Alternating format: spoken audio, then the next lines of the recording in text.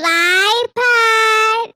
Welcome to the Fly Route Podcast. Did you know about 96% of y'all watching this video are not subscribed?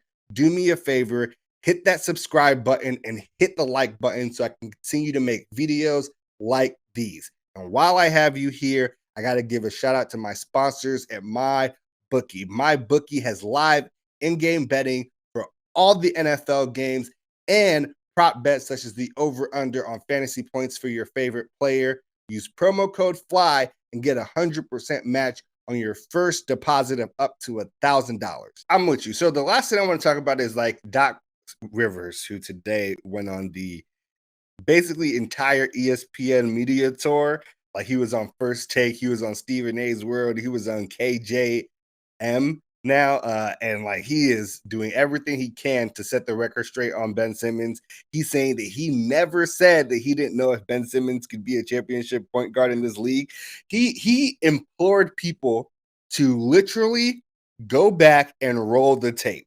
That is how strong he was capping on every show that would listen on ESPN this morning. And I was kind of shocked.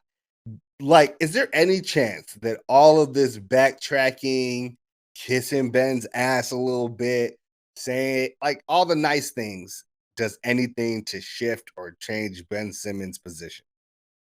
I don't think so. I think that like the report is he hasn't talked to the team in a month. Like he seems like all we're hearing is that like he's ready to go and he's played his last game in Philly. And all the reports are that like the guy's kind of sensitive when it comes to the way the fans talk about him, the way that the teammates and coaches talk about him. And like you can do all the backtracking and like recontextualization you want, but like Joel and Doc after their loss both threw him under the bus and they were burning his jersey outside the stadium. Man. Someone sensitive to criticism is not going to want to show their face back in that situation.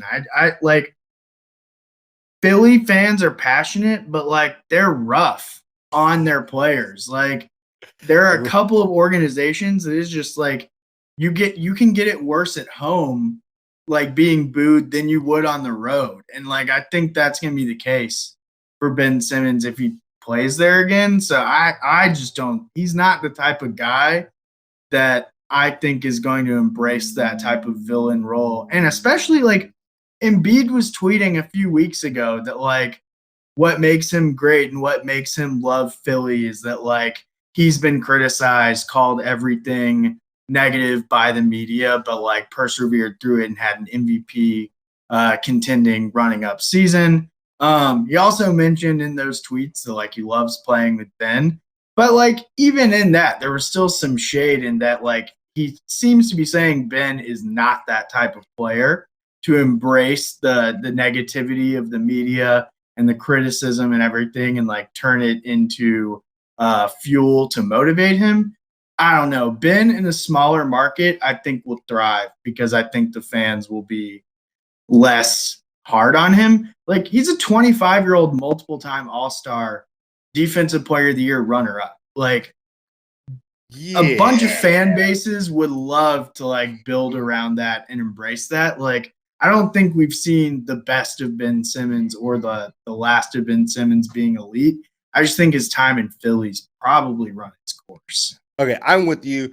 I'm just going to say, like, if a lot of small markets would love to have Ben Simmons, and eventually a lot of small markets will get fed up with Ben Simmons if he keeps not shooting.